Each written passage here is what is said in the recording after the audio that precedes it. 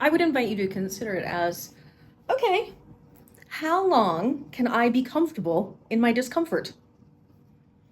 Yeah, so it's an invitation to relax into and surrender into laughing at yourself.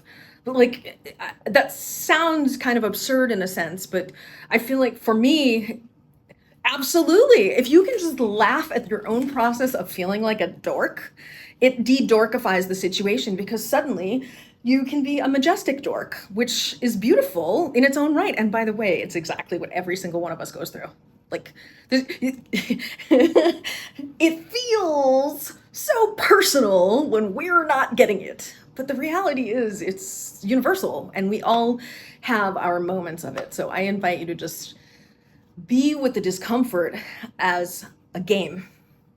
And this is something you could measure in your flow journal. Okay, how long did it take me to lose my shit in this session versus, no, seriously, it's like you can rate yourself because you're the arbiter of your own experience, right?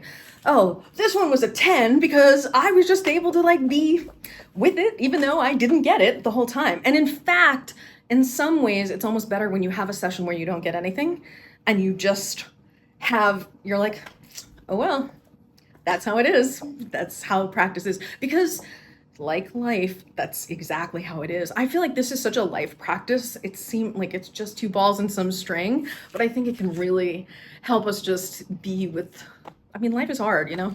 I mean, you do. You're a human.